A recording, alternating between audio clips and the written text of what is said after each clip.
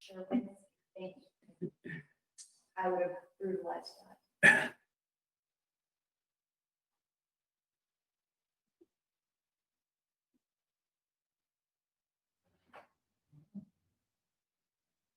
I'm going to call the select board meeting to order. The purpose of this meeting is to interview individuals for our interim fire chief. This time we have the board members, Jen Silva, Jay Joyce, myself, and Sexton. We also have with us right now is one of the applicants for the position, a Robert in Sherwinski. Okay. Okay, so we're going to forego the pledge allegiance as we normally do at the beginning of the select board meeting, just due to this is more of an interview process for that reason. So I would ask that people who are not part of the interview process at this time, whether you I'd ask that we just hear from select board members as well as yes.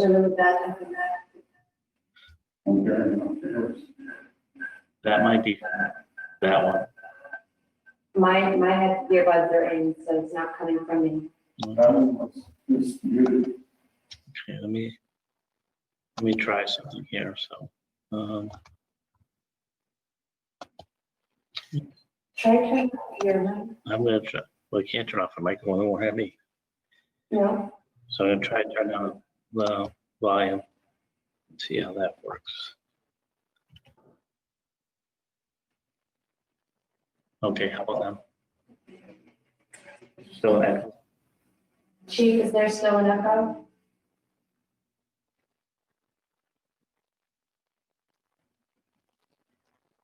It's a little bit better. I think it's because those Glenn's mic and the mic marked Chris Martin, that's for the applicant. But it's a little bit better. So I think somebody's gonna have to turn their mic off.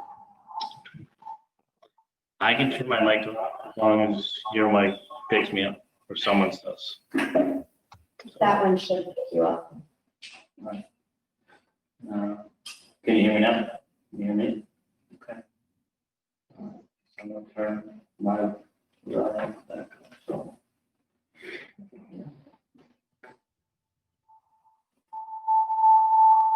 There it is again, right? So we're just all too close together with the meeting here. So, Janet, I'm going to ask some questions. I was thinking here that I can hear you, but when Jay asks questions, you're going to have, why don't you just take your earphones out? Does that work? Mm-hmm. Then I can hear yours. You can see if that works. So, move forward. If not, we'll figure it out as we go along. Okay. So, first of all, that's not going to work. So, No, it's not put gonna your work. headphones back on like this. We'll get back there. We'll figure it. When Jay asks, I will just. Okay, we'll figure out something at that point. All right. Well, at this time, I wish to thank Robert for putting in for the position. We definitely appreciate your interest in our town and in our fire department as well. Part of this process is going to be obviously questions from the board members, and then we'll follow up at the end with some additional information. Okay. We'll go from there. Okay. So Robert, my first question really is if you can give me 3 areas that you feel that are most important to supervising the fire department. 3 areas that I felt were important for supervision in the fire department is number 1, making your expectations known right off the bat. Okay, what you expect of your personnel, how are they going to handle calls, how we're going to work together on things like that. The next one would be is, what can we do to mentor people? How do we get people to take charge of different incidents. I've seen too many departments where people really don't, pick up the ball and go with it. There's multitudes of reasons, but there's got to be some type of line of succession, plan for a fire department. And if you don't have people that are interested in becoming leaders and working towards a leadership capability, then that's not going to work. So, I mean, between coaching, mentoring, working with people, getting them to understand your expectations and working towards those expectations, that to me is important in running a fire department. It's you need to know where your people are coming from, what the current status is. I mean, I can pretty much gauge what the status of the department is by reading news stories and things like that. And so, I think that's what we're looking to do really is to develop some type of plan to where this department is going to go over the next couple of years. And that's what I would hope to do.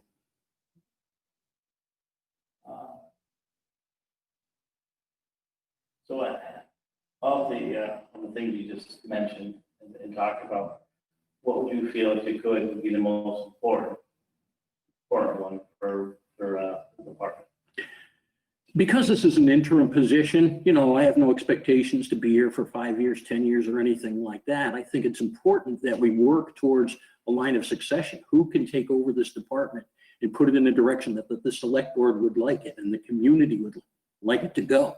That's key. It's the citizens of Granby's fire department. They, need to have their expectations known. When they pick up a phone and call 911 and what do they expect? Who's going to show up? And we hope that somebody shows up and they'll know what they're doing. But in the meantime, there needs to be some type of succession put into, plan for somebody taking over that will continue that thought process, that plan, so that we can, make sure that our community gets the service that they're paying for. So you had mentioned that you've done a little research on our department, and so with that too, I guess I wonder what kind of trainings would you kind of implement the department, and how often would you do that in trainings? Well, if you look at my resume, I do have a background in training. I've private consulting work and done work at the college level and teaching and things like that. And I think that's what some of the things that we would work on is not only fire ground command, how to run a fire and things, but also leadership around the fire station. Okay, we have a unique work force here, and that it's partially career and partially volunteer, and they need to make sure that their actions are cohesive and working well together. Who reports to who's going to give orders at incident scenes or fires or things like that. That needs to be worked out and determined ahead of time, so we're not fighting once we arrive on the scene.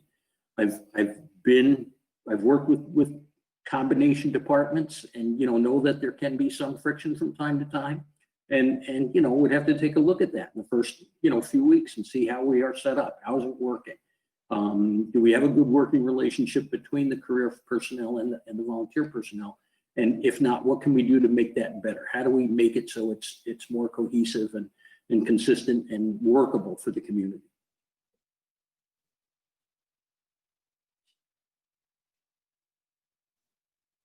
So, and I know you were a chief in Pittsfield. Correct. 10 years? 9 years. 9 years. Okay. So with that and moving to a new department, and you kind of reference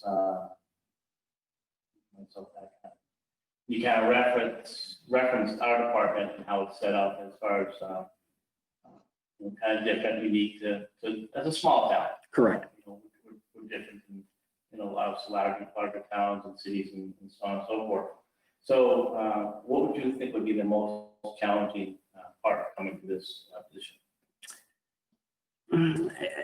It would be difficult for me to say that there's a challenge to begin with. I guess I'd have to get here and sit down with people and find out what the challenges are. Some of the first people I meet with is the select board and say, okay, where do you think this department should be going, and how do you think it's going to meet the needs of the community? And then sit down with the membership, both the career side and the volunteer side. Say, how are we doing? What are we doing? How do we make it work for the citizens? That's who we're here to service, the citizens. Me working in Pittsfield was a much different department. It was a 100-man department, 90 some odd people, plus a few civilians for support work, purchasing, payroll, things of that type. I had 4 deputy chiefs underneath me and captains and lieutenants. And, you know, we were very military organized, and it was easy for me to, you know, sit down, talk with people, and also give an order and make sure that it got followed up below. Here, we don't have that middle layer of command, okay? And we'd have to, you know, see if that's something that needs to be built in. How do we work together to foster a good relationship with them, with all the organizations? So it would take a while. It's not something I'd be prepared to say tonight, this is what we're going to do. We have to sit down and do a review of the department and see where it's been, where it's going, and how do we make it better.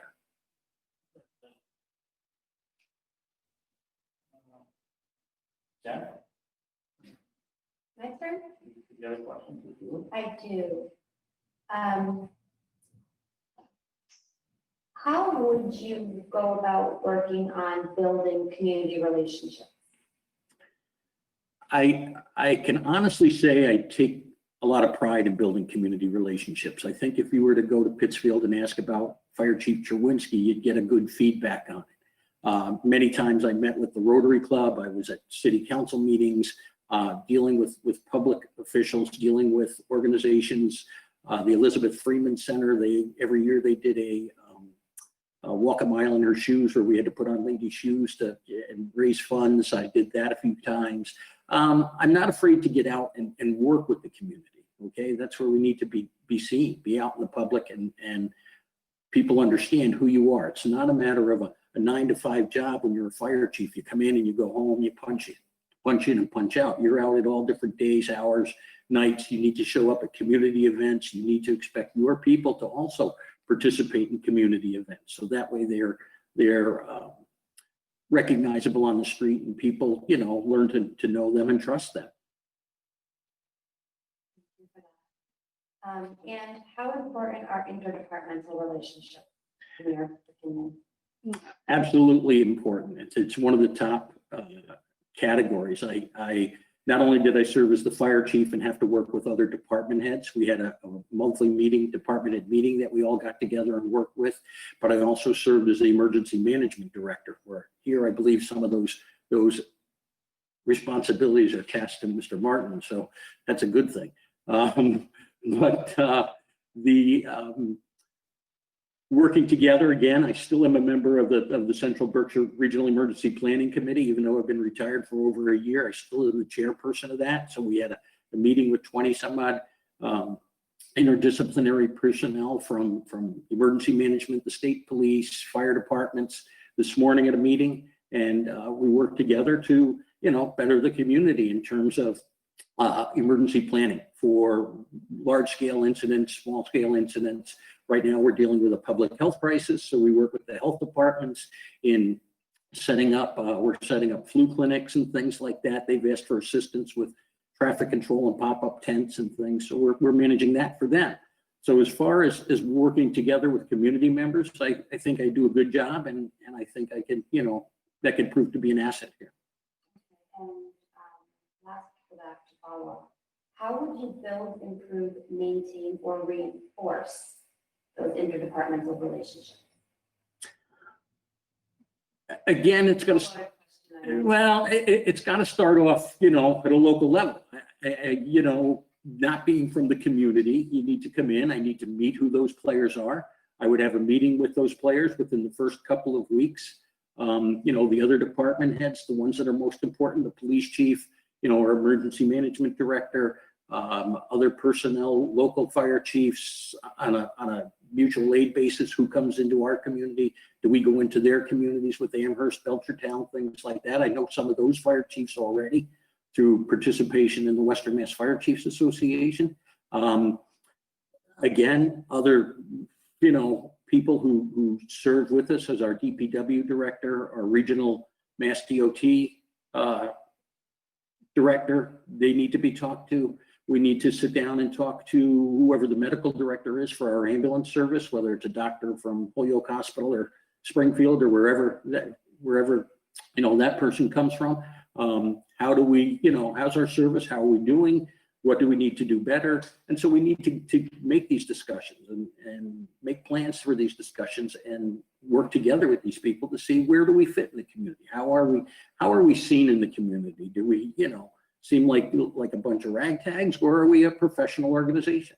And you're only going to get that with feedback from, other department heads, other community members, other community organizations, whether it's Rotary, Kiwanis, any of those organizations that deal with you, and say to the local business people too, how do you feel we're doing? Thank you, I appreciate that. I'm all set. Jay, you have questions, Jay? Yeah, just a couple in their general Yeah. nature. Okay, comments, Can you hear me okay? this isn't correct. Can everybody hear me okay? Yeah, in Anybody, just a second, Jack. can anybody hear me? I can hear you, Jay. Okay, You're gonna have to turn it up so you can hear. okay. Let me know when you're ready. So you're gonna have to. I don't think we have to go that loud. You're, As long as Christopher can hear me, or, excuse me. As long as Robert can hear me, that's fine. okay, we're just Hear me, working so there's no echo. Okay, That's all. Jen, is your speaker off? My speakers are off. oh, I know they're not mine because I'm not there. Yes, Jay. Okay, Robert, Robert, Number one, you're basically. Turn his on, and I'll mute mine, so they'll get it. Yeah, if we mute Robert's computer, we can use, Or, so Robert uses, I'll mute mine on both. okay, turn the speakers on like on that one. Folks are listening, I do apologize, we are just working through some things to make sure everybody can hear us properly. Jay, ask your questions. okay. Robert, as an individual, what is your greatest asset that you would be bringing to the Granby Fire Department? Well, I think I bring a varied experience. I have worked with volunteer departments. I've worked with combination departments. I've worked with a career department for 32 years. I'm familiar with, Massachusetts laws in regards to fire department and fire prevention regulations, things like that. I think I bring a wealth of knowledge to begin with on firefighting and leadership capabilities. I think I bring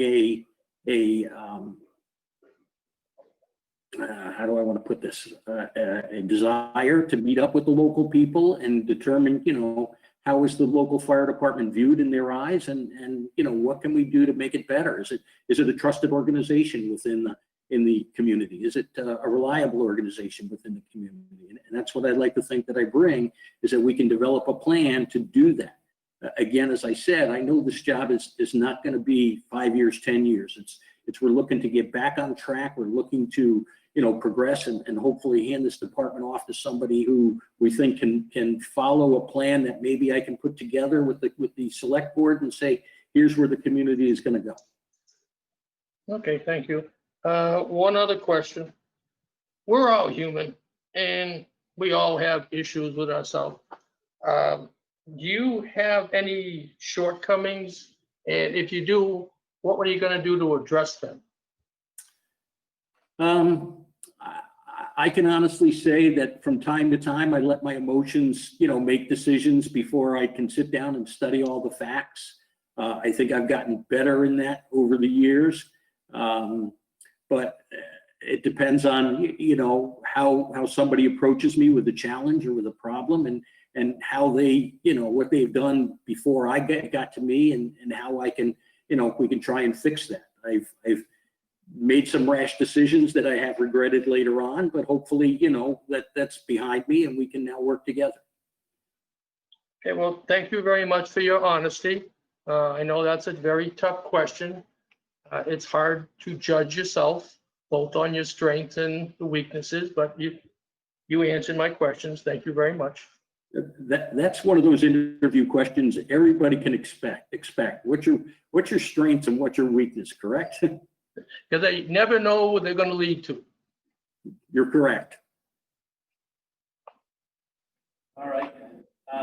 Jake, you still hear me? No. Well, thank you, Jay. I appreciate that. And Jen, I appreciate that as well.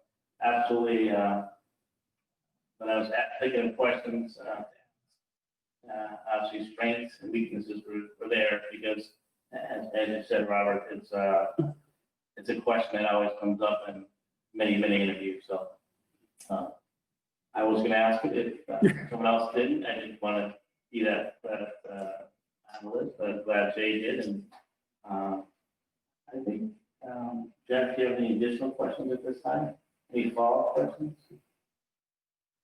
Actually, I do have a follow-up question. What would you say is key to developing a knowledgeable, cohesive team? If you could pick one thing.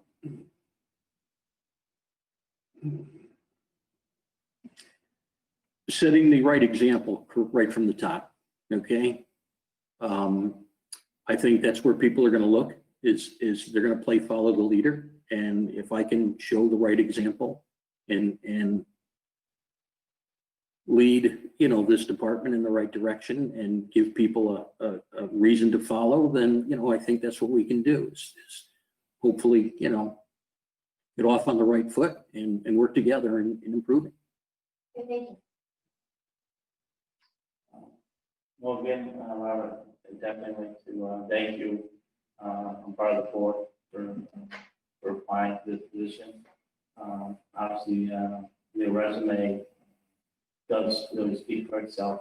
The information and that's the details in it, as well as some of the answers that you gave to our questions today. So I appreciate that. I appreciate, as Mr. Joyce talked about there, your hot seat too, when it comes to some questions. And, one question I do have, as the last question. One thing I've always, I've been in the department for the past 26 years, and so at the agency. And one of the things that I've always learned was about staff and leadership. And how, you may not have heard about it, there's a certain style of leadership, and it's called servant leadership. Right. And I'm very, I believe in it a lot. I know it works. I've seen it work. I think it works well.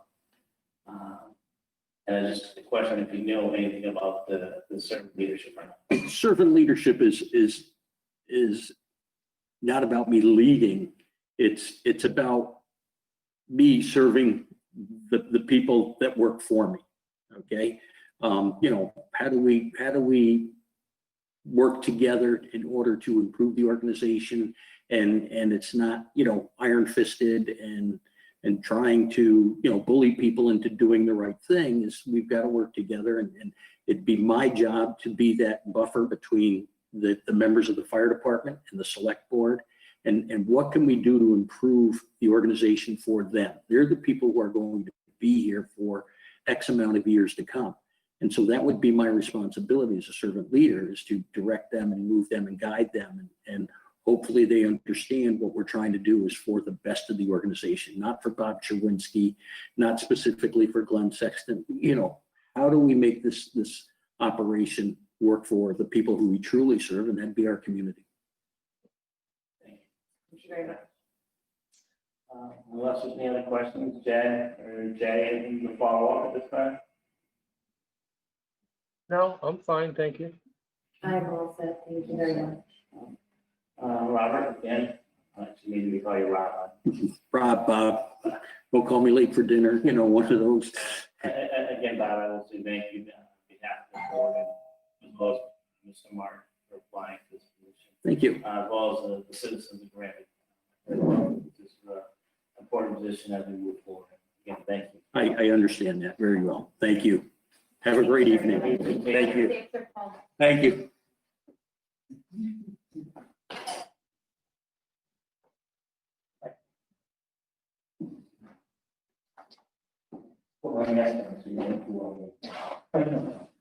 Take care, good night. Bye, Bob, thank you.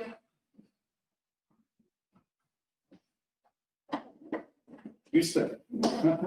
Who's that? New chair. You said, we have to. Ken, it's her. Yeah, it's picking. So, everybody out there Hey, Doug. Good, how are you? Good. in go to meeting land can hear us, correct? We can hear you, Jen. Sounds good. Awesome, thanks. So we'll just stick with that one computer. Yep, perfect.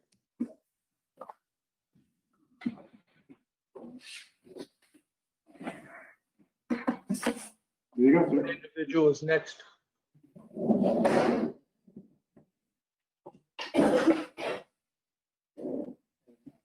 Quickly, just as we move forward towards a public announcement, some people may wonder why someone still have masks on, but we assure you that we're definitely more than 6 feet apart in this room.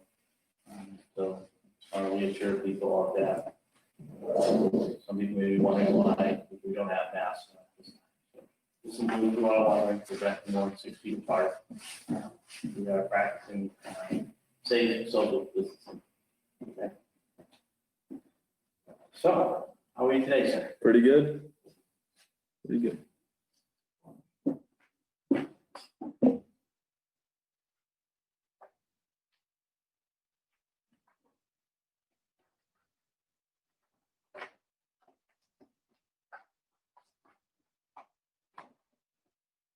Well, Tyler, I definitely want to welcome you to the interview, but I also want to thank you for putting into this position. And I want to speak for the board that we always greatly appreciate it. People coming forward and taking that for positions within our town. Thank you. So what is going to happen here? Jen, myself, and Jay will ask some questions. Time we'll start off, go to Jen and then Jay, and then maybe some follow-up questions at the end. And we'll also ask you to, at the end, if there's any questions that you have for us, we're open to that as well. All right, just give me the easy ones.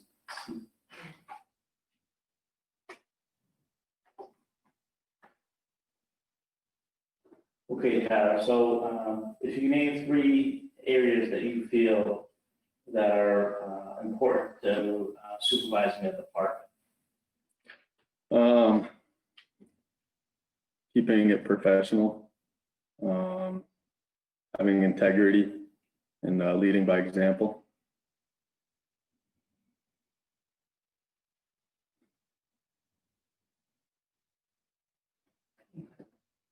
So of the 3 that you just gave me, what do you consider the most important? Leading by example. To say, a lot can come out of that, and you yourself are pretty solid. Hopefully, you'll have some followers. And I kind of briefly just answered my follow-up question to that would be why do you think that would be the most important? Yeah, basically, it's very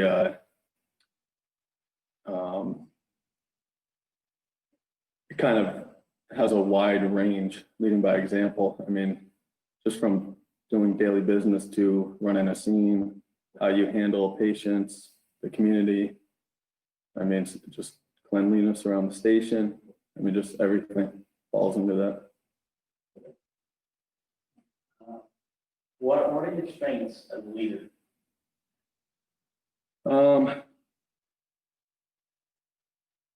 One of my strengths, I would say, is time management. Be able to prioritize, take on multiple tasks, and most times I get them done on time.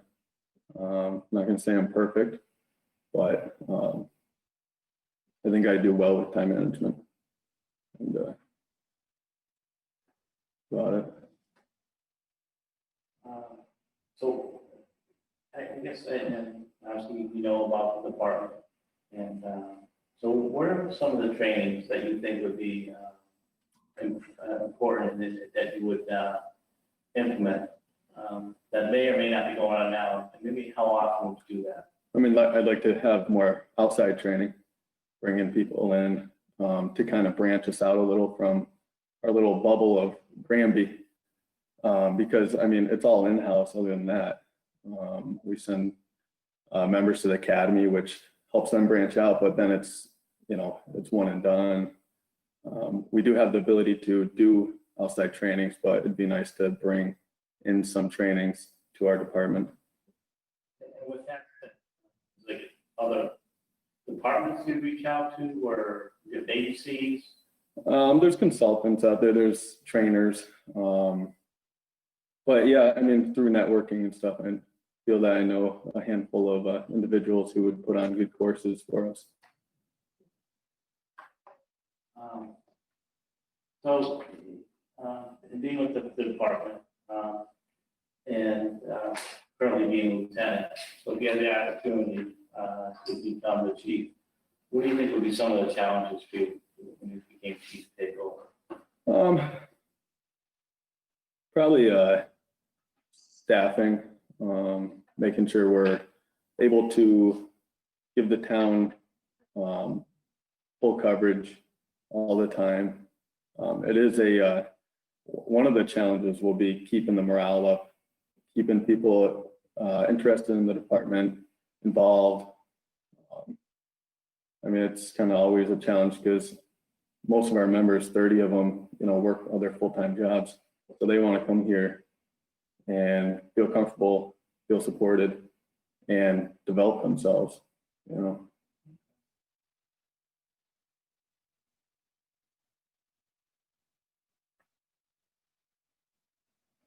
Yeah.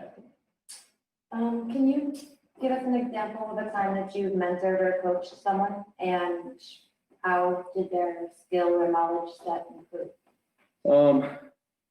I feel like I have a hand in most newcomers that come to the department. And that might be because I'm there half the time, you know, and but I do like another full-timer, I did kind of feel like I mentored him and he turned out well. He you know, he's a strong member in our department, and he went from call force to full-time, and he's basically taken the same steps I've taken through my career. Okay. Sorry, my note taking is slow today. How would you work on building community relations and interactions? It's a kind of a different time right now. I mean, fire safety alone, I'd like to put out some publications to on GCAM or just have them available on our Facebook pages and stuff. But I mean, it's kind of difficult right now. During normal times, I'd hold more events, open houses. I'm trying to drum up some needs of what the community wants to see out of their fire department. But again, it's weird times right now with the COVID stuff. It's a tough question. Yeah, that was not really a fair question. And how important to you are interdepartmental relationships? Very important. I do think right now we have a good relationship with many of the town departments, and we work fairly closely, obviously, with the police. Highway department, we have interactions here and there. The school, we, you know, we're in there. I think we have pretty good relations with them, but like anything, it can improve, you know. And how would you go about improving or maintaining those relationships? More combined events. If they have some needs, maybe we can help them out. Communication.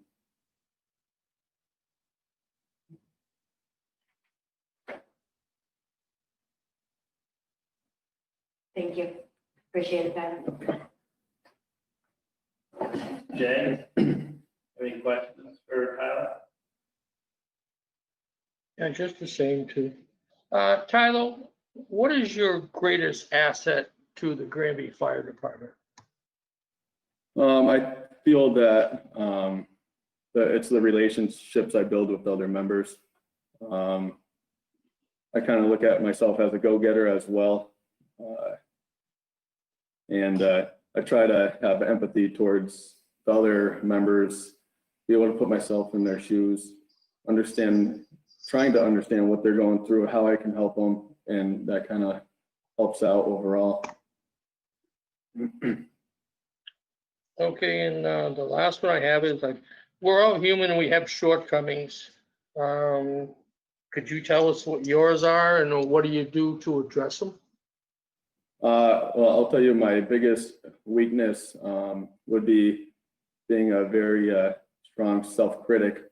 I tend to sometimes find myself kind of tied up and stressing out over stuff that I know I tried hard on and I did my best. But I've combated that by kind of being self-aware and taking a step back and basically telling myself, you know, I did my best I can. So it is kind of what it is. Move on. Yeah, I know what you mean. I'm a perfectionist myself and it gets in the way. That's all I have. Thanks, Jay. Thank you, Jay. Todd, I just have a couple follow-up questions, and I'm going over your resume. One thing I think too, being chief, and depending how long this position may go, but even so, even now, is a budget. Yeah. And working with inside that budget. Right now, there's a budget that's set aside for the fire department, and really working with that fire department, working within that means as well. What do you have any experience as far as budgeting when you've been with the department now? Did you have any part of that? Yeah, I would say I had a bit of exposure to it, probably the most during the past few years. But beyond that, I mean, it's all educational based, you know, knowledge. That's kind of where Chris would come in to help guide. Yeah, and that's understandable. I said I didn't see it in here, but you know that you know, get degrees and master's degree and bachelor's degree. Some areas there, in those speak for themselves as well. I know. Lastly, one question I want to talk to you about or ask you about is leadership and really a style of leadership. And how I mentioned to gentlemen here before you too. I mean, you may know, or may not know. I've been with the department for the past 26 years, and one area that I felt important to me is the servant leadership, and how the department runs with that leadership. And I feel I believe in that style. How that works. I've seen it work. I know it's successful, and that's one reason why I believe in it myself. So with that said, do you have any information or any knowledge about the servant leadership? Absolutely. I too practice servant type leadership. I want to arm my people with the skill, the knowledge, and whatever else they need from me, you know, to get the mission done. And I actually have it written down in my notes. That's kind of my, you know, leadership style. Right.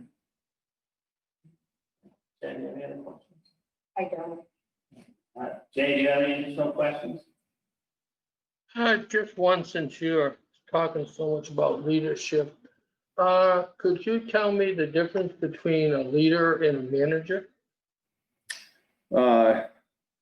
In the plain sense, yes, a leader is willing to go ahead and help work towards a mission, where a manager kind of points and tells what to do, and I'm completely against that. Okay, thank you. Well, no one has any other questions. Tyler, do you have any questions for the board? Not like general stuff, you know, obviously it's a interim fire chief position. And if I were to be asked to do it, you probably wouldn't see me doing any major changes that didn't need to be done.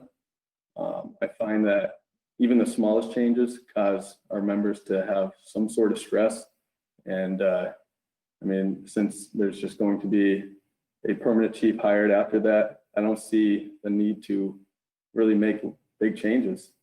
I mean, there's obviously some changes that need to be made that make sense. There's programs that I'd like to get going, like a succession program, a mentorship, onboarding program. And I'd like to, just do the general stuff like reviewing SOGs, policies, making sure we're up to date.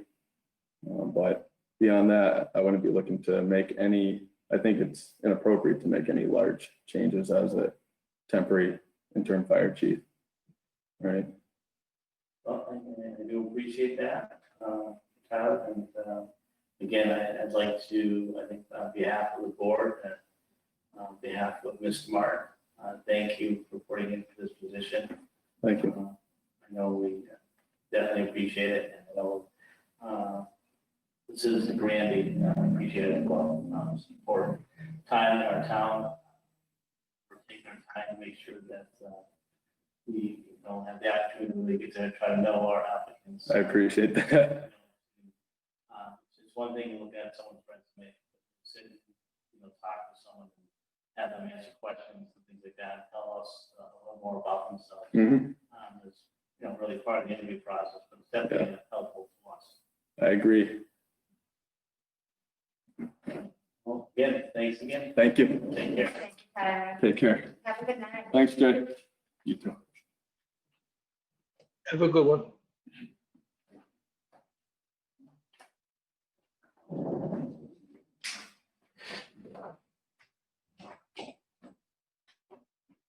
You're definitely ahead of schedule.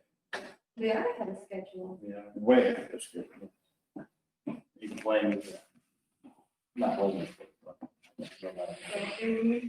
No, I think, but more, I have it recommended in time frame. I really wanted to give it time to speak to that individual.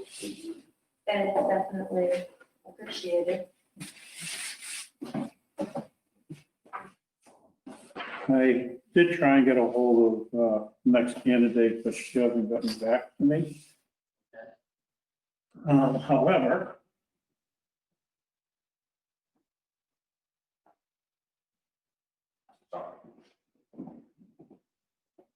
I just like to cheer down, so I'll say. We did have an item from Monday night's meeting that we continued to tonight. That had to do with the new policy or the revised policy of the police department regarding biasing or profiling or things of that nature. Isn't that interesting? Yes. And I know that was like about a 2-page document, really, when you really looked at there's a 3-page, but there was some 4 pages in of that nature. And Jay hadn't had a chance to read it, and the board decided to postpone or continue till tonight, a decision on whether or not they approve it or not approve it. Jay, did you have time to review the document? Yes, I did review the document and I have no issues with the document. Chief, is there anything you want to add at this time? No, thank you. Just nothing to add. Just want to say thanks for kind of expediting it. It's going to make my life a little easier because I can put it out with the rest of the policies and get them all out there together. So nothing new, but thanks for taking care of it. I appreciate it. Thank you. All right. Well, at this time, we'll accept the motion to approve new policy. Revised policy. Revised policy. So, Seconded. he Seconded. it. Thank you, Jay. That's a weird word. What? Seconded. There's like too many ended. Okay. Yes. Is there any further discussion in regards to this? All in favor? Aye. Aye. Jay said aye. You're good to go, Chief. All right, there we go, Chief, all set, thank you. Thank you very much. Appreciate it. Do you want me to turn my speaker down so you can have your speaker up, or? No, because with mine's on, I think it affects Okay, Jen, so I'm going to get that okay. echo. So, I mean, if you turn it up higher, it'd be great, yeah. We'll see how it goes, but I know when mine is on, it affects, yeah, get that echo. There we go. While we still have some time, I just want to let the board know that I was contacted by Jim Petrus today of the Lions Club. They haven't been able to do much in the community due to the COVID emergency. He asked me if town would be willing to allow Dave DeRozier to drop a couple loads of the trees he's taking down now as the part of the second round of the taking down all our hazardous trees around town, to allow David to drop a couple of truckloads out by Dressels. They would like to be able to cut the trees up into firewood and allow Granby residents be able to come and get firewood from them to help during the winter season. If, what would they do that and just so that they open? You know how they have the open field right next to it? They'd be doing it right in there. The date that they were planning on doing it, I believe, is October 31st. However, if it's raining that day, then they probably do it the week after, which would be November 7th. So they're actually going to cut it off prior to people coming. Yes. So my next question would be, and that is state highway is 202, just regards to traffic concerns. There's enough area for people to kind of pull in and, get what they want, pull out. Well, that would be a concern. And maybe they can have the wood pile probably put at the back. That's a pretty big lot. It is a big lot, I don't. And put it towards, but put it towards the back, and that way people would be able to pull off, and maybe they can pull into Dressel Service Station as part of the way of coming out, and maybe drive over to Kellogg and come out on Kellogg back out on 202. Yeah, I'm okay with it. I'd just like to see some type of action plan as far as that Traffic. traffic, so they plan for it, because you could get, several cars a week that way on different times. As long as they have a plan for it, and they can kind of show us what the plan is. And then, giving wood away, especially people that could use it, especially when winter's coming. It's a great thing. Chief Wishart, would you have any issues with what they're planning on doing? I guess I'll. I have a question if I could. Yeah, go ahead. Is West Street School and the Highway Department still being used for anybody to go in and cut wood? As long as they registered with us, Jay, yes. We are currently dropping off the trees at both the highway garage and at West Street School. And it's still under that same regulations. I think it was Monday, Wednesday, Fridays at the highway facility, and I think Tuesday, Thursdays was at the West Street School. And they I was just thinking if, for the sake of ease, maybe the Lions Club could cut it up at West Street School and have a way to get in and out. I don't want to interfere with what's going on, but I know it's asphalt over there. And if we get rain, and if you do the back of the lot, the Dressels, it could get muddy. So I was just kind of thinking, if that's a paved area, maybe we could use that. But I think what they're trying to do, Jay, is have the people see that they're giving to the community. I think that's part of the reason why they picked Dressel's area there, is that, it's heavily traveled, 202 is heavily traveled, and people driving by will be able to see what they're doing. And if they don't know, maybe they'll stop in and try and get some wood. Just happen to be driving by. I just had a thought of using West Street School, but I mean, I like the idea. I was just trying to think we would eliminate any possibility of rain, mud, or excess traffic or something like that. That was my idea by using that. Chief, did you hear what we were talking about? I hear that you're talking about West Street School. Sorry, I walked away for a second. Okay, what it is I was contacted by Jim Peters today, the Lions Club. Because they haven't been able to do much for the community due to the pandemic we're under, had asked if Dave DeRozier could drop off a couple truckloads of the trees that he's taken down as part of the current tree removal project that we're doing.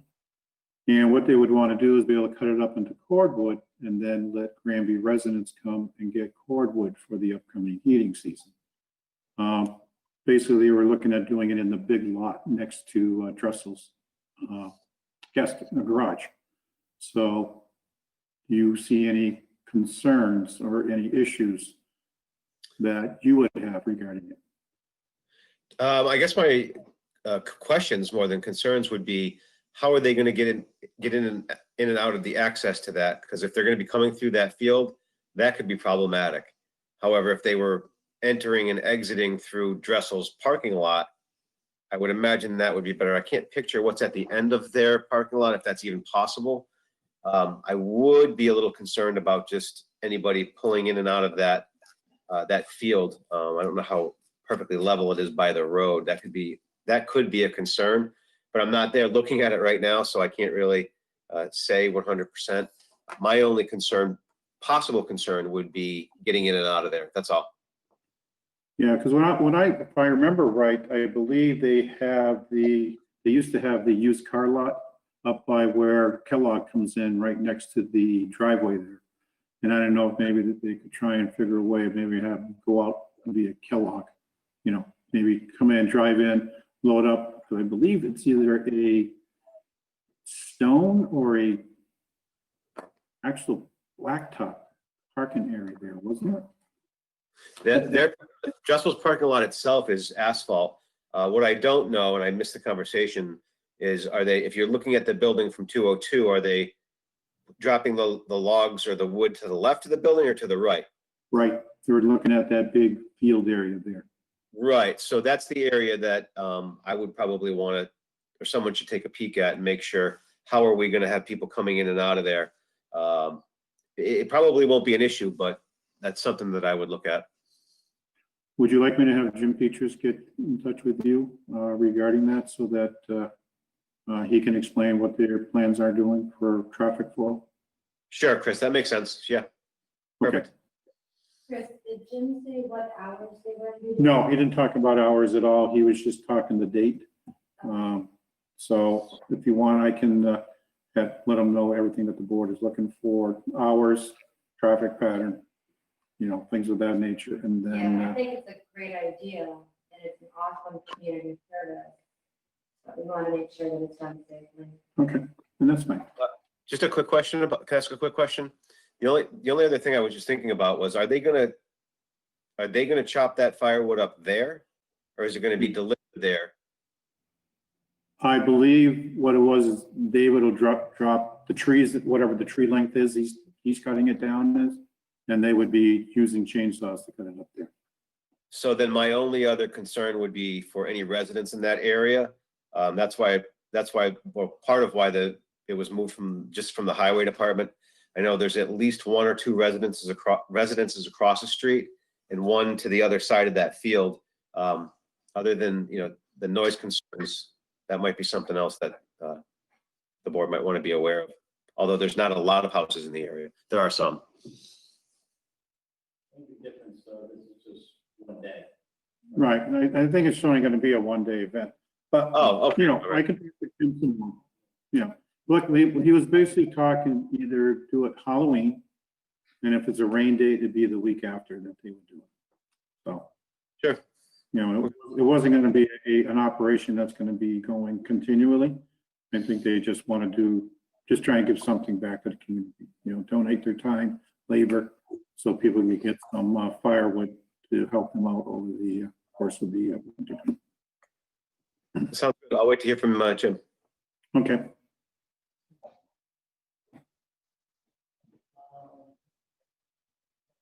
We could take a short recess.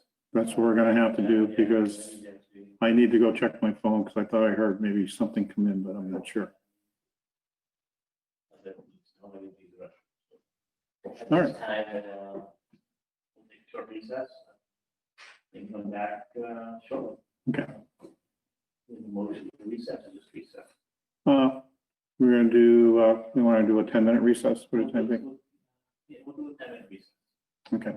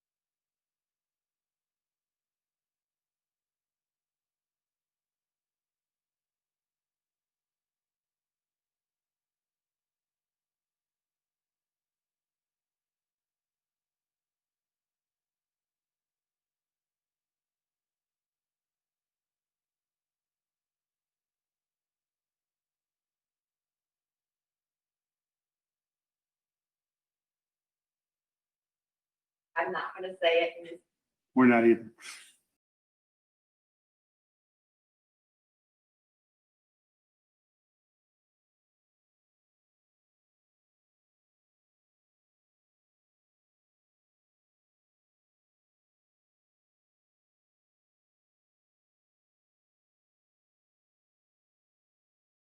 Are you back?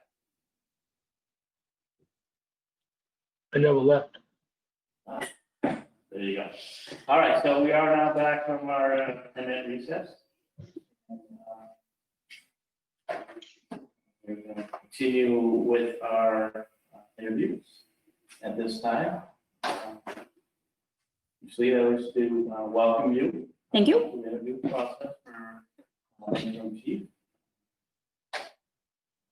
And I always said this to the other applicants, and I'll say to you as well. Really thank you, the select board, Mr. Martin, and the residents of Maine for applying this position.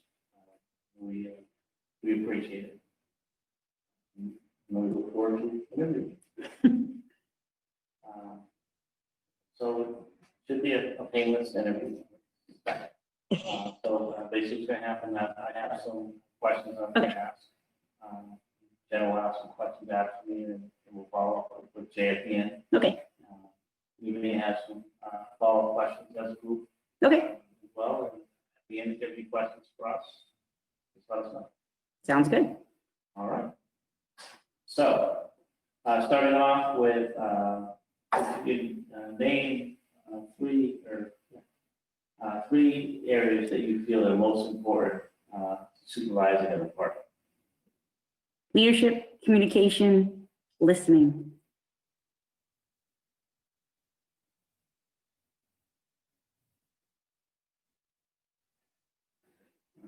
Of the three you listed, what would you say for yourself would be the most important?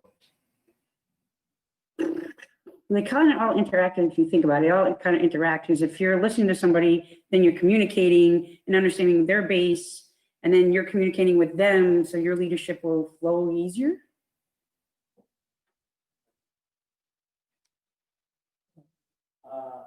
What are your strengths as a leader? My strengths as a leader, I do listen, and as everybody knows, I do talk, but no, I am a listener. You have to see both sides of situations. You can't just focus on one side, kind of like a horse with blinders on. If a situation comes up, you have to kind of like being an investigator, investigate all aspects and figure out what's best for the individual, the department, and the town.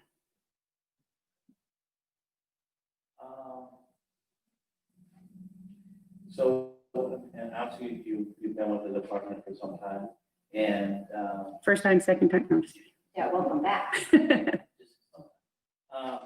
so with that said too, you know, and thinking going forward, you're the interim chief.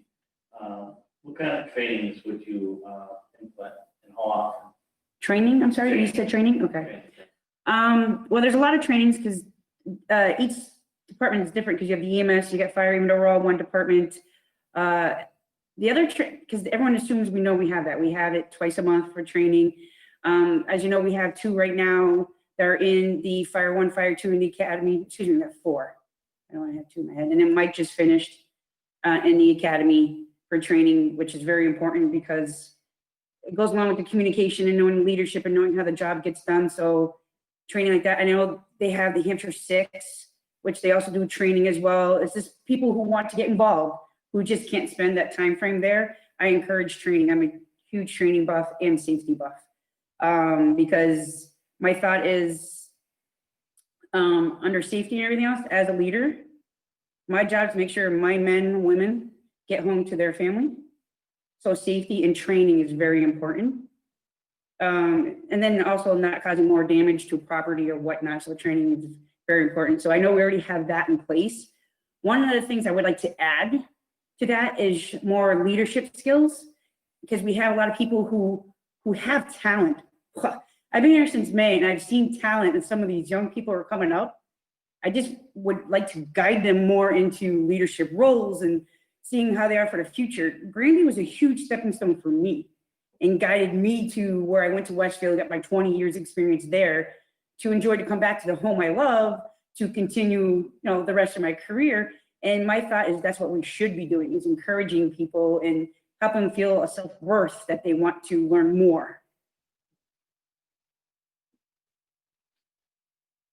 So, I guess that, after working at the department, what are some of the challenges you think would be part of that position as a chief? I think it would be, the challenges would be almost in any challenging position when you're in the leadership skills, because you have people who think this way and this one thinks that way. And some people, they're strong-headed and they want it this way. As a leader is to, again, see both sides and how does it work for the department? And how does it work for our future, how we see Granby? Because in my thought, we should have a plan in Granby, what we want in the first year, 5 years, 10 years.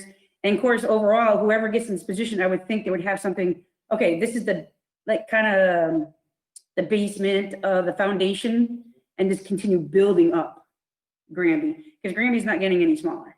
So we need to start looking in the future, everything for the town, but also, as any person would tell you, budget compatibility, if we're able to do that. So with that, you kind of mentioned, so the question to follow up would be, how would you deal with someone, you're the interim chief, Yes. so you're making decisions. How would you deal with someone that was strong-headed, not really listening to what you were saying or the message that you were trying to provide to the department? Well, a lot of my leadership classes that I've taken through college and through the academy, actually, we've done a lot of scenarios, and plus my personal time, because being a paramedic for over 27 years and in the fire service for the same amount of time frame, you need to tell them what's up. And then at a certain point, this is how it's going to go. And you can do it politely. You don't have to yell. You don't have to do anything. There's a communication thing.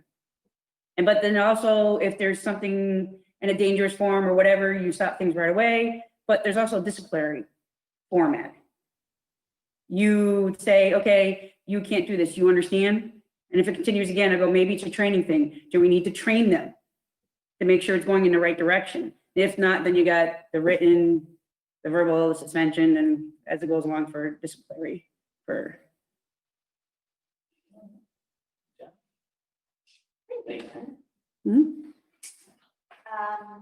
Hey, Nish, Hello. how would you work on building community relationships and interactions? Actually, I think I've already started. When I first walked in, acting chief at the time was Bruce goes, Mish, I need someone to do fire prevention with the school system here. And hitting COVID, I've been doing a lot of things trying to communicate with people. Actually, I just see my bags there for fire safety, for fire prevention week, for the elderly. I put videos out this year, at least one and a couple small ones I want to get out there on Channel 15 to help them with the fire safety and communication.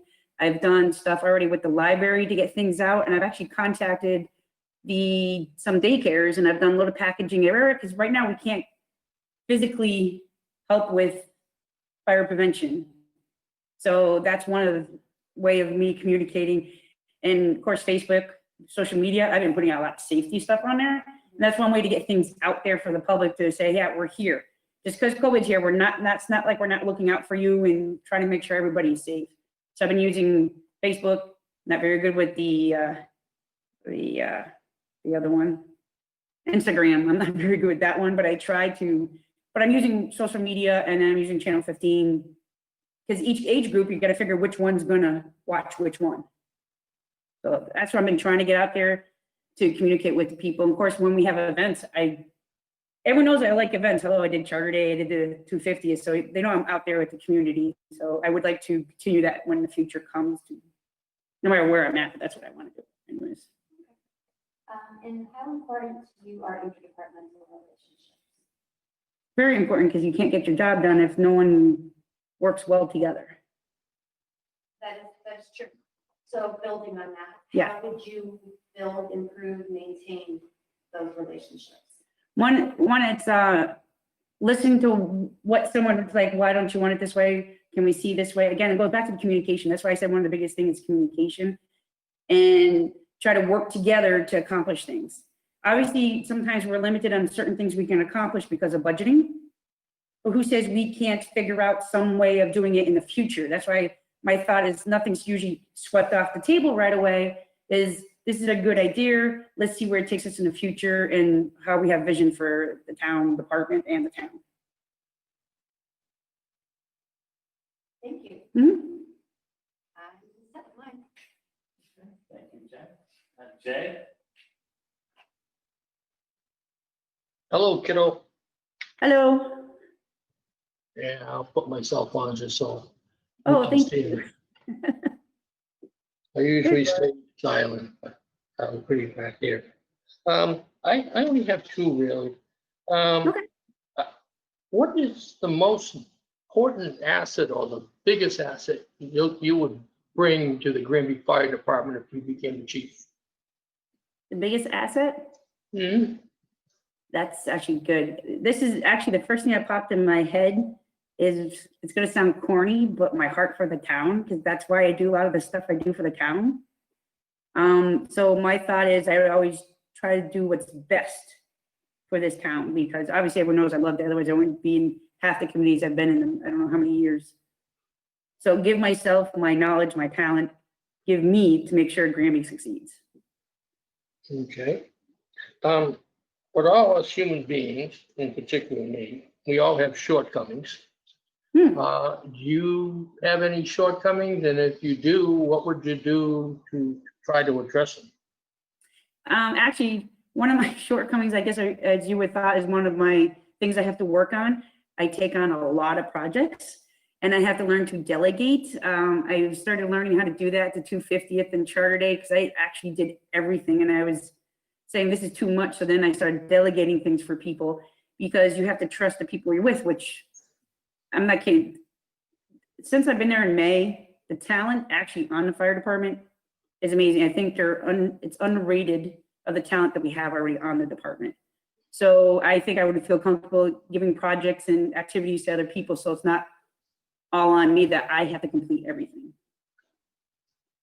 Okay, thank you. You're welcome. I have a couple of follow-up questions. I just want to just acknowledge your resume. Very impressive. Oh, thank you. Looking at it, and, I worked hard. years of service with Westfield, your college degree, your many trainings and stuff that you've been through throughout the years. Impressive, but I just want to recognize that. I know a lot of Thank you. people that are kind of listening to us talk and stuff like that. They may be wondering why we're not asking them some other questions, stuff like that. A lot of the information that we were asking for is actually people's resumes, so we have that opportunity to review. So with that said, then we're going through your resume. As an interim fire chief, there's already been a budget set aside. Yes. Okay. And I guess to me, you would be, what is your experience working with the budget the fire department has, and have you had any experience working with different departments and budgets and things like that? Most of my budget experience is not with the fire department. With the Board of Health, with the budgeting with the Board of Health, the biggest challenge one I had was the 250th. The amount of money I had, but I was pretty pleased with what I was able to accomplish, and I believe I ended up with $100 positive than what it was actually given to me with some of the fundraising and everything I've done there. And then, of course, with the Charter Day with a limited budget there as well, which all that is working with the town and the administrator and the treasurer. So it's already a system I already am aware of. But with the fire department, you work with what you got and you do the best you can, and you keep trying to figure out how else you can get things accomplished. One of the last questions I do have, and kind of give you a little quick background, but I think you do know, I've been working with the department for about just about 26 years. And one thing one of the things that we're big at is servant leadership. Is part of what our model is. And With that said, I'm a strong believer in servant leadership. I see how it works. And I feel it's very valuable to that. So, and I did make some acknowledgments earlier at some previous meetings about how I felt about servant leadership, and that it would be part of this interview. So with that said, do you know about servant leadership, and how do you feel about that? But you know, it's funny. My first experience, obviously, with the fire department was way back when with Dave Seifert, who was my foundation of learning leadership. And then through my years of going through Westfield and even working at the private service at AMR as a paramedic for years, seeing the supervisors and how they treat people and how they talk to people. And I'm like, that's not what kind of leadership I want. I want one that they can come to, but understand there's rules and regulations that have to be followed. But yet they still can come to us and we can figure out how we can work things through. I want people to feel confident they're comfortable in their job. But as you know, there's restrictions because there's laws, regulations, and everything else we have to abide by. But I want people to feel proud of with their leader, where they can feel comfortable going up to and say, hey, what do you think of this? I don't want people to be afraid to come to me and talk to me. But yet at the same time, there is a line with the leadership where safety, training, and the lives of people and budgeting is the line where I have to draw to figure out what we can do. No, I don't. Okay. Jane, do you have any additional questions? Yeah, just one building on what you've been talking about on leadership. Is there a difference between a manager and a leader? And if there's a difference, what is it? I don't think there's a difference because the slight difference might be the manager might deal with more money budgeting idea, but a leadership is a leadership. It doesn't matter what your title is because everyone's going to look up to you to try to meet. You want to be someone to turn around and go, that's who I want to be. So you encourage other people to become that leader, to want to take challenges and become better for themselves, to improve themselves. If I'm the leader, someone turns and goes, that's who I want to be, then I think I've accomplished a lot as a leader. Okay. Because that's what I've done to my leaders. I go, that's what I want to be. I agree that it says a lot when someone looks up at a leader and says, that's what I want to do. Yeah. Absolutely. Absolutely. I think it's a valuable compliment that someone can receive as someone in a leadership position. With that said, do you have any questions for us? I don't have questions. Just you guys know that whatever you choose, my heart's in this town. Wherever you choose or whatnot, I'm here to help whatever direction. And because my heart and soul is here in the town, so it doesn't matter. We'll just keep plugging away and just keep improving everywhere, no matter who's in what leadership position. Thank you, man. And I speak to the board. We definitely appreciate that comment. It does go a long way. It does go very long. Well, with that said, I definitely want to thank you on behalf of the board, Mr. Martin, President of GRANBY. Okay, thank you. Okay, Thanks, Have a Mitch. good night. thank you. Put it back on now so I can get off the chair.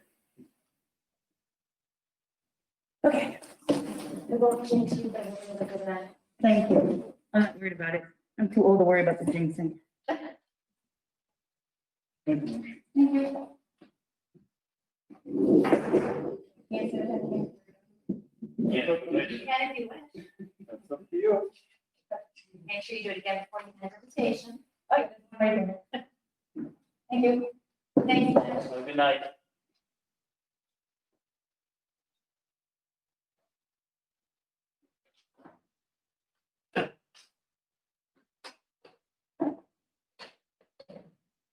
Chris, were you able to get hold of James? He's gonna be here at 6:30.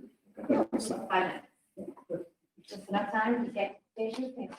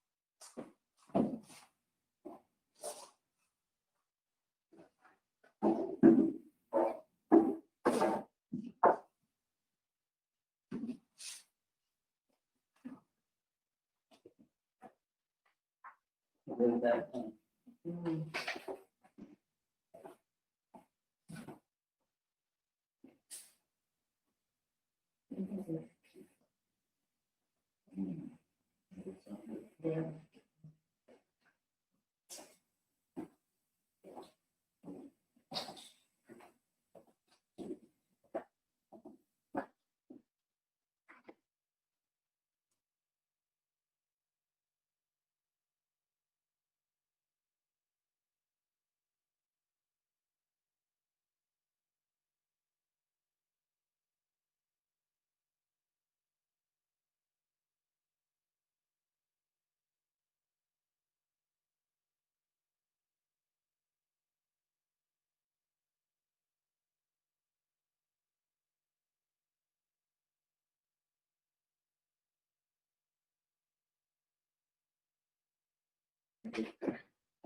Here you go. Everything's already been sanitized. Okay, I trust you. Nice hat. Thank you. How we doing, DG? Well, good. How are you? Gina, well, I'll just start, I'll open this up. It's set the other applicants. We want to thank you on behalf of the board, Mr. Martin, as well as the residents of Granby, for applying for this position. We definitely appreciate it, and definitely nice to, as well as see your name as one of the applicants.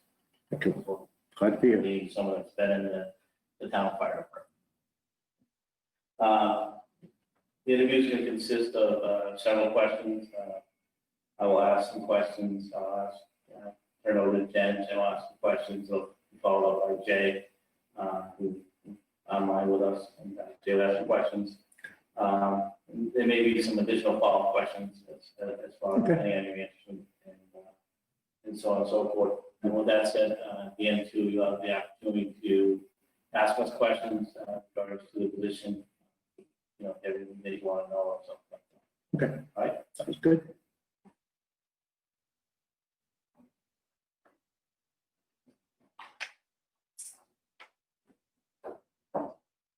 Team, can you name 3 areas that you feel that are important in supervising an department?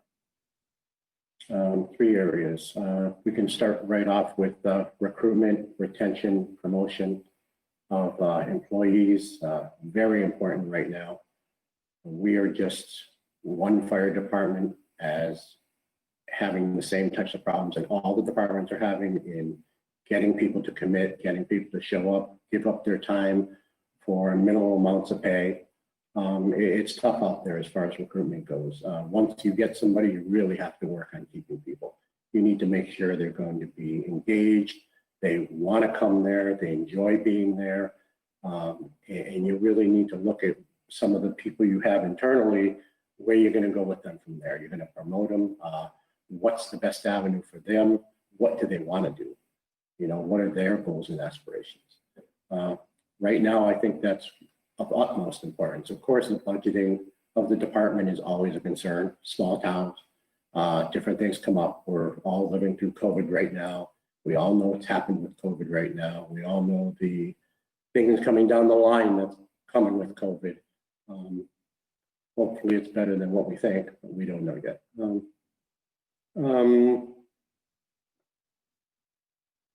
Yeah, I think that's about where I am right now. So, with that said, and the examples that you gave, what would you consider the most important part of that? I truly believe recruitment, retention, taking care of the people we have, bringing some people back that maybe were disillusioned or weren't happy from different things that have happened over the last few years. It's sad when you invest a lot of money in somebody, put them through training, and then you lose them for one reason or another. I think it's utmost importance that we build our staff back up. We have our ups and downs. Fortunately, we're able to cover, for the most part, 24/7 right now. Our coverage is there, which is good. And I think we work really diligently on getting to where we are now. And I think it's something we really need to focus on in the future, right? I mean, we have different plans in the future, looking to bringing another ambulance next year. It's scheduled to be in our five-year cycle, another ambulance. I'd like to see the EMS side expanded a bit. EMS is always one of the greatest concerns to the community. We have a very heavily 1,100 or so people over the age of 65 in town. We have a lot of different things we have to look at with the ambulance, and that's going to take people.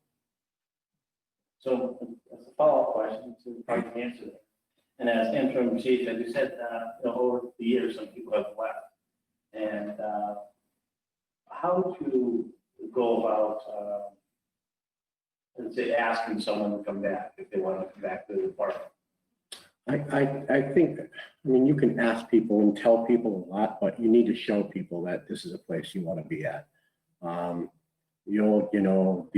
The family firehouse, bring people back in, have them come see and say, at least give us a shot. Come back. We knew where we had problems.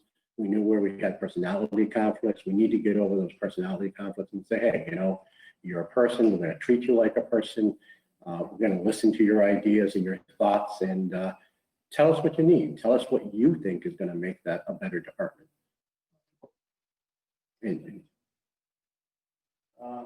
So obviously, being over the department, knowing the trainings that the department went through, what are some of the trainings that you would like to implement, and how often would you like to have the trainings?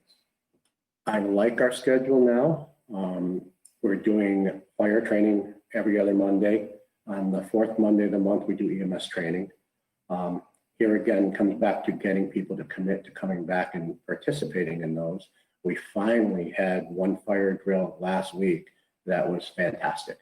Obviously, COVID concerns, we had to so-called lock people out or keep people away from us just for health reasons. We finally opened it up, saying, okay, this is how we're going to do it. We're going to, have a drill. We're going to be in gear. We're going to separate you. But we had almost 20 people there last week. It was awesome. And we had a couple of people come back saying, hey, I know some things have changed that weren't to my liking before. And what's going on? I want to be part of it again. Come on back. We'll take care of you. Let's talk and let's get back to where we should be. I'm glad to hear that. I would like to see that. I would say too, is my next question, as becoming the interim chief, the opportunity, what would you consider to be the most challenging part of that position? I've already been working on some of this because I'm in a unique situation with Tyler and everybody involved that, we've had some time to kind of guide the department as the chief has been gone for some time now. We're trying to repair some things, some relationships that were a bit severed at times and a bit tense. To me, everything comes down to relationships. I mean, those things just need to be reiterated that, look, we're going to treat you well. We're going to treat the public well, the community well. We need to, treat people with respect. This is a small town. I grew up in this town. I know you grew up. I mean, we know the town. We know the people. These are our friends, our family, people we grew up with, and they need to trust us. We're the community fire department. We do a lot of things in the community with them. Thank you. Jen? I'd like to follow up on what you just said, James. You do a lot of things in the community. Mm-hmm. How would you continue to build community relationships and interactions? Okay, I'd like to do a lot through here, the Council on Aging. I do a lot with Chloe. Every month I'm writing one of the columns, whatever subject matter she gives me for the newsletter. I do that with her, whatever she needs to do. We do the monthly blood pressure clinics when we were able to do that. We haven't been able to do that. When she has a list of people that, we have to hear from every day, some of the elderly that are by themselves. If she doesn't hear from them, she calls me. We go out, we interact with them, make sure everything's okay. Can I get you something? There's something you need. Work with Chloe. Work with, the schools. I personally do the fire prevention at the schools. I do the drills. I've worked with the principals to make sure we're online. Things are going correctly with COVID-19. Precautions are being taken. I do all the CPR training in town, surrounding towns. Just even today, I had a request from a daycare center who half of their staff has lapsed in their certification for CPR. Can you help me out? Yeah, I'll help you out. Whatever you need me to do, we'll do it one way or the other, and I'll get you back to where you need to be. But it's just everything that comes up, just the calendar dries. We used to do the roast beef dinner, kind of put on the side for now only because of COVID. But whatever we can do, we need to do things with them. Okay, thank you. How important to you are interdepartmental relationships? They're everything. They're Everything.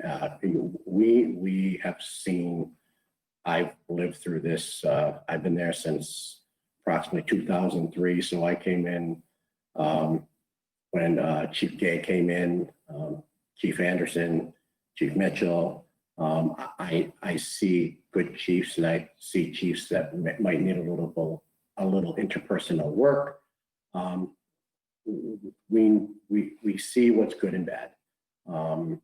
If people don't like the leadership, they're not going to participate. You're not going to attract new people. Hopefully I have a nice stack on my desk of people looking to come into the department. And part of my pitch has been, look, we're making changes. We know what the problems were. We are going to move forward. Some of them I've been put through physicals already and paid for those, saying, I want you back. Give me another 30, 60 days. Let's get over the COVID hump and I'll get you in here. We're already looking at programs, what they call the Hampshire 6. It's a fire training program, put on 6 classes. Perfect timing. If I can get them in there and get them in the door and get them in that class. We have 4 people now in the call volunteer program, literally there right now. That's the full-blown fire academy program. So yeah, it's everything. And what would you say is the key to developing a team that's knowledgeable and cohesive? Talk, find out other people's opinions, give them the respect that their opinion matters. Everything's a group effort. Being chief should be somebody that just kind of oversees things, make sure everything's going well. Everything's a team effort. Normally you start with the chief, deputy chief, captains, lieutenants, and you get around and say, okay, what's the direction? What's the budgeting? What can we do? What can't we do? How do we make this work? What's our 1, 3, 5-year plan? Where are we going to go in the future? You got to look at those things and do kind of a needs analysis and say, okay, where are we right now? Where do we want to be? And where are we going? I think personally, Granby's in great shape right now. I think we look at the equipment we have. Fortunately, due to the generosity of the citizens, we have some fantastic equipment. We have very little equipment issues. Normal wear and tear, yes, but everything's really under control. I look forward to some of the other projects coming online, especially like the radio project that we've been working on with the police department. I'd like to see those things get off the ground. I knew funding wise this year would happen. Hopefully maybe in January, but we'll see what happens. Thank you, appreciate that. Thanks. I'm all Jay, any questions? Right here. Hi, Gene. Hi Jay, how are you? Okay. Hey, what is your greatest asset that you bring to the Granby Fire Department? I think greatest asset. I'm very organized. I like to think that I am extremely respectful to the citizens, the people I do calls with, the people I interact with. Unfortunately, part of our job on the ambulance, which, I've been a paramedic for many years, but I see people at sometimes their worst day of their life. And you need to be able to listen to people. You need to be able to comfort them. You need to be able to handle what the problem is in front of you. I think I'm very good at handling whatever it is you're going to throw at me, in front of me. Remain calm, think about it, handle the problem, and move forward. Yeah, I know what you mean about that. Is I was in the first class of paramedics out of UMass Worcester for Massachusetts, so my number was very low. It was carved in a rock, wasn't it? Just about. that like my head. All of us human beings have shortcomings. Do you have any shortcomings? And if they are, how would you address them? Everybody has shortcomings. Let's see, what are we gonna pick for a shortcoming? I'm old. I have about 5 years left, unfortunately. I'm gonna be 60 soon, so I don't consider that a shortcoming, though some people may. I still work at the fire academy 30, 40 hours a week. I try to do what I can to stay in shape and be very active in things that I do.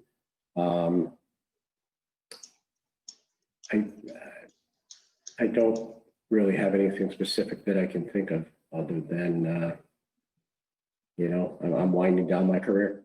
Okay, that's good enough. Whatever your answer is, it's fine with me. Goes back to Glenn. All right. I do have a couple of follow-up questions as well. The one thing I want to mention too, and so it's done for the other applicants as well, is just to recognize your resume.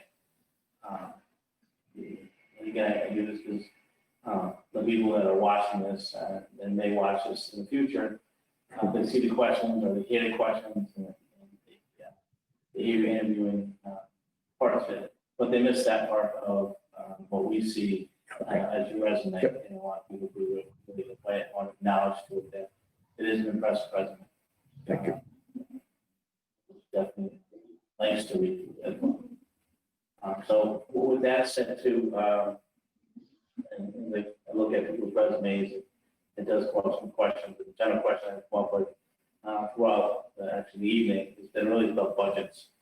And as an interim chief, you wouldn't be responsible for a budget.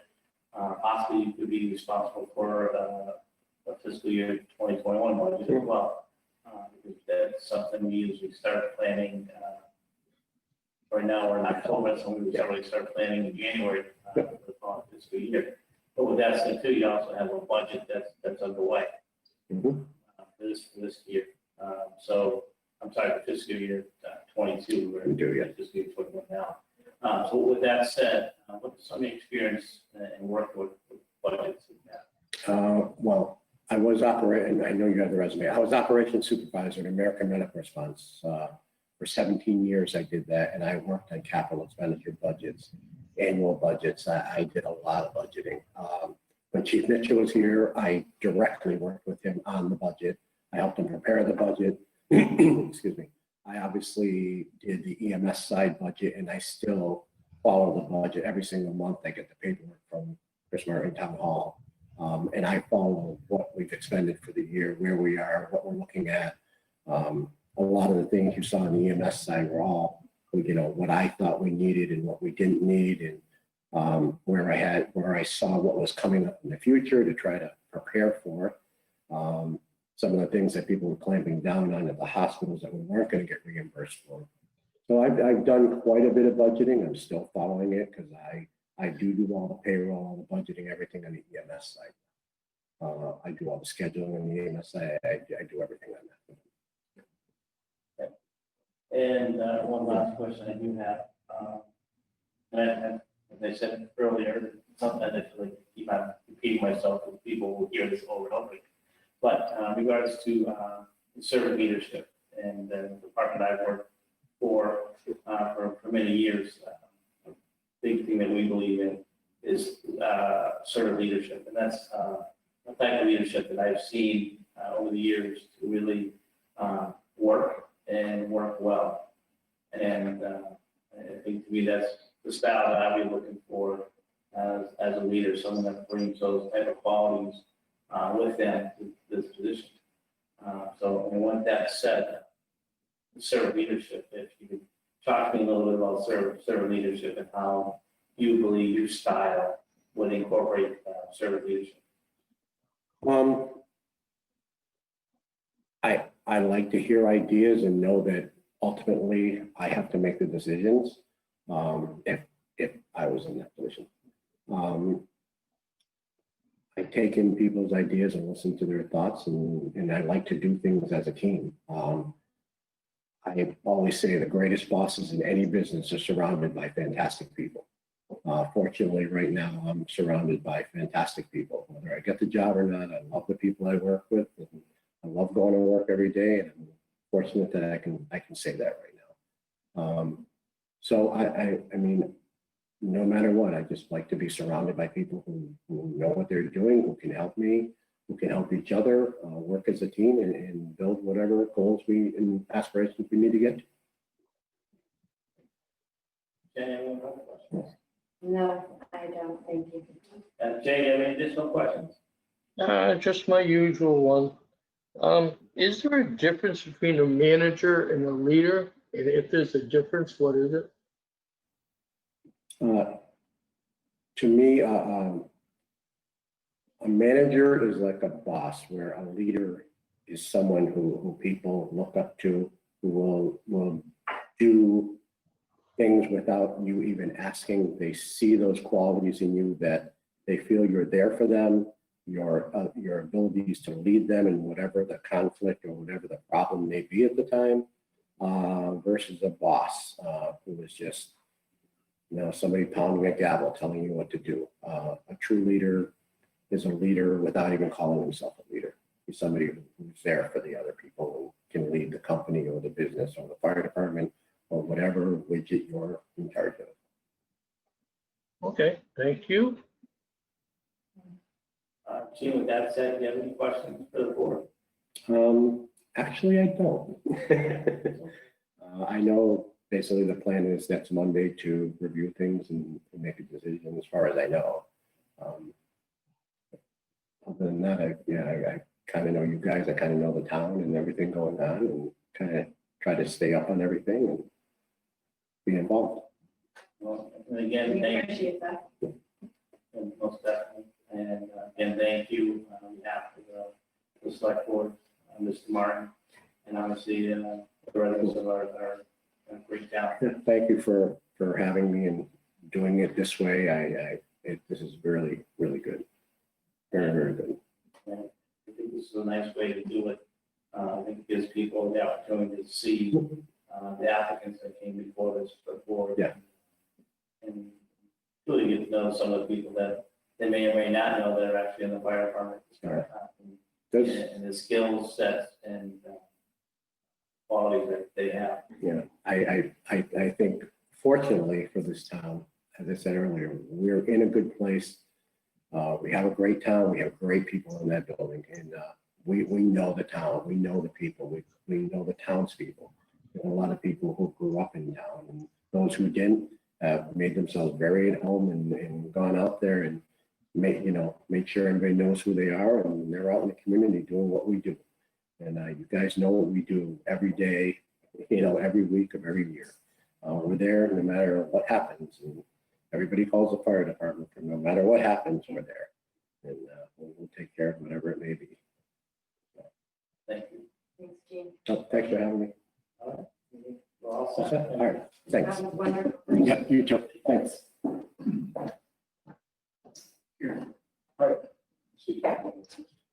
Okay. All right. With that said, Jeff, Dave, anything else? You want to bring up? I don't have anything else.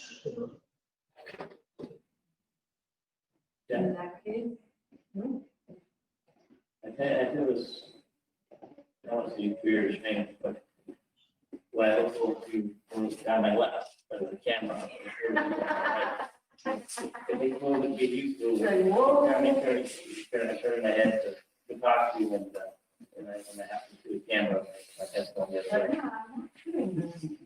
So, all right, well, with that said, I want to thank the applicants that did this position. On behalf of the town, the select board, and Mr. Martin. Then again, I want to thank the people who tuned in tonight, who listened to our interview and for the fire chief. And again, and at this time, I'll entertain a motion to adjourn. I move to adjourn. Is there a second? I'll second Jen's motion. Is there any further discussion this time? All in favor? Aye. Aye. Have a good night, folks.